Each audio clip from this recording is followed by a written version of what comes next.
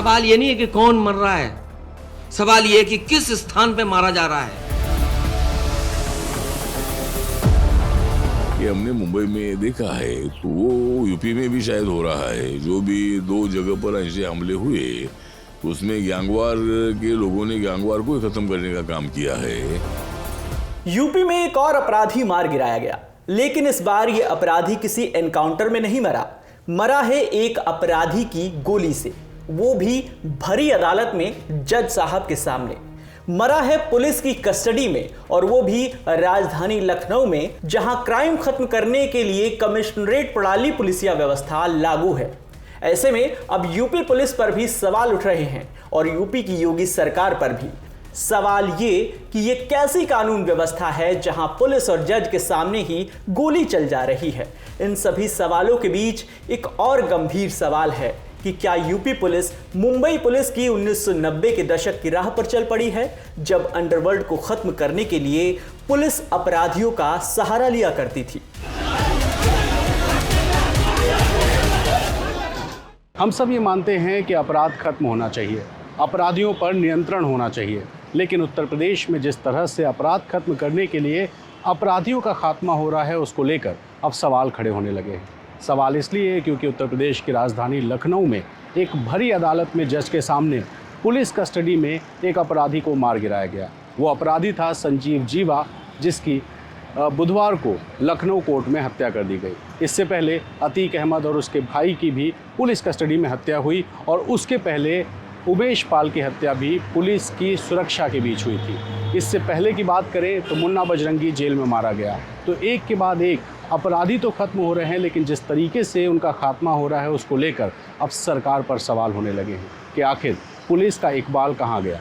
क्यों नहीं पुलिस अपनी सुरक्षा में अपराधियों को बचा पा रही है, और क्या अपराध पर नियंत्रण करने के लिए अपराधियों का खात्मा अपराधियों के हाथों कराना ज़रूरी है। और ये भी सवाल कि क्या ये जो हत्याएं हो रही हैं, ये वाकई में अपराधियों को खत्म कर रहे हैं या इसके पीछे कोई प्लानिंग है। ये कई सवाल हैं, और इन सवालों को लेकर हम समझने की कोशिश करेंगे कि आखिर यूपी में हो क्या रहा है।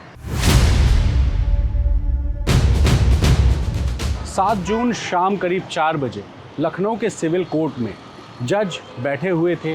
SC/ST कोर्ट की सुनवाई चल रही थी, और इस दौरान पुलिस सुरक्षा में संजीव जीवा नाम के एक अपराधी को कोर्ट में पेश किया जा रहा था। जैसे ही कोर्ट रूम के बाहर संजीव पहुंचा, काले कोट में मौजूद एक और अपराधी साथ में अमेरिकन पिस्टल लेकर मौजूद था, और जैसे ही संजीव जीवा गेट के पास गया, दूसरे अपराधी ने गोली चलाई। इस गोलीबारी में संजीव जीवा कोर्ट रूम में ही मर गया जज के सामने। ये संजीव जीवा कोई आम आदमी नहीं है, ये वो है जिसने कभी मुख्तार अंसारी के लिए काम किया था शार्प शूटर बनकर। 90 का दशक था, और इस संजीव जीवा ने मुख्तार अंसारी के कहने पर कई बड़ी हत्याएं की। 2 दर्जन से ज़्यादा मुकदमे इस पर दर्ज थे, और ऐसे में अब संजीव जीवा इस दुनिया में नहीं है, लेकिन इस अपराधी के मरने के बाद सवाल पुलिस पर खड़े हो गए।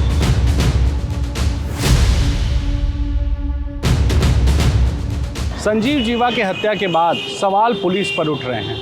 पुलिस ये नहीं बता पा रही है कि आखिर भरी अदालत में एक अपराधी की पुलिस सुरक्षा में हत्या कैसे हो गई। इसके पहले की हत्याओं को लेकर भी पुलिस पर सवाल उठा है। ऐसे में मुख्यमंत्री योगी आदित्यनाथ ने 3 अधिकारियों की एक SIT बनाकर इस मामले की जांच का आदेश दे दिया है। लेकिन जब सवाल पुलिस से पूछा गया तो पुलिस फिलहाल कुछ खास बताने की स्थिति में नहीं है। ज़रा जवाब सुनिए। वकील के भेष में एक व्यक्ति ने फायर किया, जिसने कि गोली चलाई थी।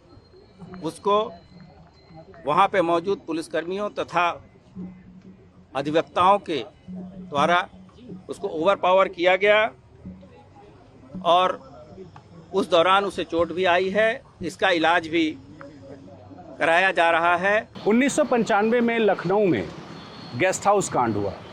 गेस्ट हाउस कांड यानी मायावती के साथ जब अभद्रता हुई थी, और उसी मायावती को बचाने के लिए बीजेपी नेता ब्रह्मदत्त द्विवेदी कूद पड़े थे।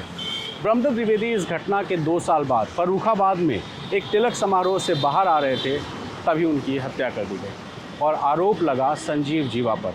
वही संजीव जीवा जिसकी लखनऊ में 7 जून 2023 को गोली मारकर हत्या की गई। और इसी ब्रह्मदत्त द्विवेदी की हत्याकांड में संजीव जीवा उम्र कैद की सज़ा काट रहा था। एक जिम्मेदार नागरिक हूँ, एक विधायक हूँ, मेरा मानना ये है कि हत्या किसी की भी हो, कानूनी पक्ष उसका है और इस घटना में भी जो हत्यारे हैं, मेरा मानना है उन पर उत्तर प्रदेश सरकार कार्रवाई करेगी। SIT गठित हो गई है और सच्चाई सामने आ जाएगी। लेकिन एक दूसरा पक्ष ये भी है कि ये जो पेशेवर अपराधी हैं, तमाम सारे ऐसे पीड़ित परिवार हैं जो इनके खिलाफ लड़ाई नहीं लड़ पाते हैं। अभी मैं टीवी में देख रहा था, कृष्णानंद राय जी की हत्या में भी इसका नाम आया था और गवाही के अभाव में कुछ गवाहों की संदिग्ध परिस्थिति में मृत्यु हो गई।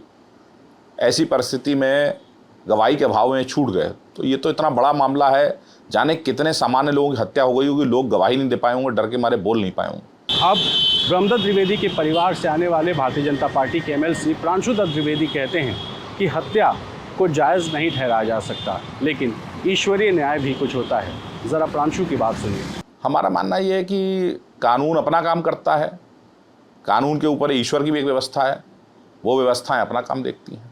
खुश है? व्यक्तिगत तौर पर अगर कोई पूछेगा तो जैसे मेरे परिवार में भी ब्रह्मदत्त जी की हत्या में नामजद था, हम लोग कानूनी लड़ाई लड़े।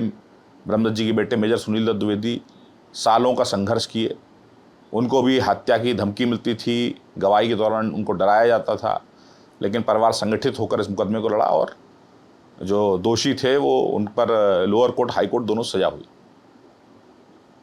आज ये घटना हुई है तो मैंने बोला कि एक जिम्मेदार विधायक के नाते किसी भी इस प्रकार की घटना को हम लोग समर्थन नहीं करेंगे, लेकिन मेरा मानना है व्यक्तिगत रूप से जिसकी क्षति हुई हो तो वो जब ऐसा देखता है, तो ऐसे सभी परिवार जो ऐसा देखते हैं सुनते हैं, तो जो लड़ाई कानूनी रूप से नहीं लड़ पाते हैं उनको कहीं ना कहीं ये जब ऐसी घटना हुई होगी तो ईश्वर की आस्था में विश्वास करते होंगे, उनको न्याय मिला हो। रामदास आठवले एक केंद्रीय मंत्री हैं, RPI के नेता हैं और महाराष्ट्र से आते हैं, लेकिन यूपी में अपराधियों की जब हत्या हुई और इसको लेकर रामदास आठवले से सवाल किया गया तो उन्होंने कहा, लगता तो कुछ ऐसा ही है कि जैसे 90 के दशक में मुंबई पुलिस अंडरवर्ल्ड को ख़त्म करने के लिए अपराधियों का सहारा ले रही थी, कुछ वैसे ही यूपी में हो रहा है, लेकिन इसकी जांच की जानी चाहिए। रामदास आठवले को सुनना बहुत ज़रूरी है। हाँ, तो मतलब जिस तरह मुंबई में हमने देखा है कि मुंबई में गैंगवार बहुत चलता था, आजकल कम है, लेकिन पहले गैंगवार के टाइम पर एक दूसरे के ऊपर फायरिंग करके उनको ख़त्म करने की कोशिश होती थी और वहाँ भी मतलब कोर्ट के बाहर हमले हुए हैं। तो कहा जाता है पुलिस वाले ही अपराधियों को मिला के करवाते। नहीं, पुलिस वाले मिलाकर करवाते ऐसा बिल्कुल नहीं है, लेकिन वो तो पूरे प्लान से जो गैंगवार वाले हैं उनको मारने का मौका जब मिलता है तब वो एक दूसरे को ख़त्म करते हैं, क्योंकि इनके गैंग ने उसके जो मुखिया को ख़त्म कर दिया होता है, इसीलिए वो भी मतलब इनको ख़त्म करने की कोशिश करते हैं। ये हमने मुंबई में देखा है, तो वो यूपी में भी शायद हो रहा है। जो भी 2 जगह पर ऐसे हमले हुए उसमें गैंगवार के लोगों ने गैंगवार को ही ख़त्म करने का काम किया है, लेकिन इसका मतलब ये नहीं है कि भाई कोर्ट के बाहर उनके ऊपर हमला होना ठीक नहीं है। उत्तर प्रदेश में कानून व्यवस्था को लेकर समाजवादी पार्टी लगातार सरकार और मुख्यमंत्री योगी आदित्यनाथ पर सवाल उठा रही है। सपा के अध्यक्ष अखिलेश यादव ने कहा कि संजीव जीवा की हत्या के मामले में हत्या किसकी हुई ये बड़ी बात नहीं है, बल्कि हत्या कहाँ हुई इस पर गौर करना चाहिए। उन्होंने कहा कि अगर वो कुछ बोलेंगे तो आरोप उन पर ही लग सकता है, इसलिए वो ज़्यादा कुछ कहना नहीं चाहते। अखिलेश यादव लगातार यूपी सरकार पर, यूपी पुलिस पर हमले कर रहे हैं और Samajwadi party law and order को ही मुद्दा बनाने की कोशिश कर रही है। पुलिस कस्टडी में लोगों की जान जाना, पुलिस सिक्योरिटी के बीच में पुलिस की जान जाना, कचहरी में जान जाना, थाने में जान जाना, कोर्ट में जान जाना, या तो सरकार हो सकता है जानबूझ करके खुली छूट दी हो कि जाओ जिसको जहां मारना है मार लो। ये आज के समय पे ये लोकतंत्र है, ये डेमोक्रेसी है, लॉ चलेगा ऐसे, कानून चलेगा ऐसे। सवाल ये नहीं है कि कौन मर रहा है, सवाल ये है कि किस स्थान पे मारा जा रहा है। जो सबसे ज्यादा सिक्योरिटी एरिया है वहां मारा जा रहा है। कि उत्तर प्रदेश की कानून व्यवस्था वो लगातार सवालों के घेरे में, जिस तरीके से उत्तर प्रदेश में सड़क में फिल्मी अंदाज में बम और गोली चला के हत्या हो रही है, पुलिस कस्टडी में हत्याएं हो रही हैं और अब कोर्ट परिसर में हत्या हो रही है। इसके बाद हम समझते हैं उत्तर प्रदेश की कानून व्यवस्था के जो बड़े बड़े दावे भारतीय जनता पार्टी करती है उनकी पोल खुल गई है।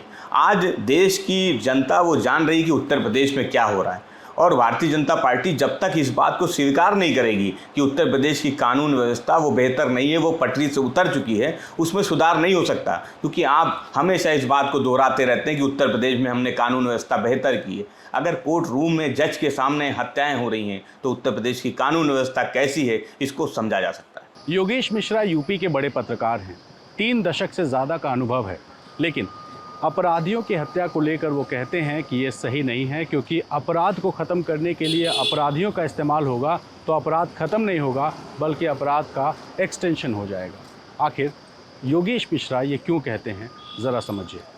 ये नहीं कह सकते हैं कि क्रिमिनल को ख़त्म करने के लिए क्राइम को बढ़ावा दिया जा रहा है। क्रिमिनल को ख़त्म करने के लिए एक तरीका है, एक इंस्ट्रूमेंट है। हाँ, ये ज़रूर आप कह सकते हैं कि ये जो क्रिमिनल्स हैं, इन सारे क्रिमिनल्स को आगे और मौका मिलेगा। जो आज की तारीख में हत्याएं कर रहे हैं इतने बड़े बड़े लोगों की, वो लोग आगे चल करके अपनी वसूली कर सकते हैं, वो उनका भी साम्राज्य हो सकता है। तो एक्सटेंशन दिया जा रहा है, ये तो कह सकते हैं, पर क्राइम को बढ़ावा दिया जा रहा है ये नहीं कह सकते हैं आप इसको। कि 90 के दशक में जब पुलिस ने ये तरीका अख्तियार किया तो उससे क्राइम ख़त्म नहीं हुआ, क्राइम का एक्सटेंशन हो गया, क्रिमिनल्स बदल गए, कुछ क्रिमिनल्स बाहर चले गए। तो अगर पुलिस ऐसा यहाँ करती तो निश्चित तौर से क्राइम का एक्सटेंशन होता, क्रिमिनल्स के चेहरे बदलते, तो ये जो भयमुक्त समाज है और जो इस तरह की बातें हो रही हैं कि अपराध कम हो रहा है, ये सही नहीं उतरता। और चूँकि विधानसभा के चुनाव में योगी आदित्यनाथ दोबारा जीत के हैं तो उन्हें यह तो हाई है कि कानून व्यवस्था के इशू पर उनकी विजय हुई है, तो क्राइम का एक्सटेंशन मान सकते हैं आप, चेहरे बदल गए।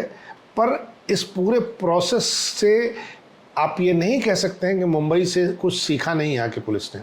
संजीव जीवा की हत्या को लेकर यूपी सरकार ने एसआईटी गठित कर दी है, जांच हो रही है, आरोपी गिरफ्तार है और उसको 14 दिन की हिरासत में भेज दिया गया। लेकिन कुछ सवाल हैं जिनका जवाब देने को फिलहाल कोई तैयार नहीं है। आखिर संजीव का हमलावर से क्या कनेक्शन है? हत्या करने की वजह क्या है? हमलावर को रिवॉल्वर किसने, क्यों और कहां मुहैया कराई? मुख्य साजिशकर्ता कौन है? संजीव का हमलावर से सीधा कोई संपर्क या रंजिश नहीं है तो उसने उसे क्यों मारा? क्या हमलावर अकेला था या और भी लोग बैकअप में थे? संजीव के पेशी पर आने की मुखबरी किसने की? आखिर उसने कोर्ट की सुरक्षा कैसे भेदी? क्या किसी की मिलीभगत रही? पहले यूपी पुलिस पर एनकाउंटर्स को लेकर सवाल होते थे, तो अब अपराधियों के हाथों अपराधियों की हत्या का भी आरोप यूपी पुलिस पर लग रहा है और सवाल उठेंगे भी। राजनीति जारी है, आरोप प्रत्यारोप जारी है, लेकिन इन सब के बीच में एक बात ये भी सच है कि यूपी में लॉ एंड ऑर्डर को लेकर काफ़ी काम हुआ है, काफ़ी काम होना बाकी भी है। लेकिन ये जो सवाल है कि आखिर पुलिस की कस्टडी में, पुलिस की सुरक्षा में लोगों की हत्या हो रही है, इसको लेकर यूपी पुलिस कब सतर्क होगी और कब कुछ बड़े कदम उठाएगी, इसको लेकर इंतज़ार है हमें भी, आपको भी। फिलहाल मैं और मेरे सहयोगी मोहन लखनऊ में हैं और अलग अलग जो भी इस मामले से जुड़े मुद्दे होंगे उनको लेकर आपके सामने आएंगे। फिलहाल देखते रहिए ललन टॉक।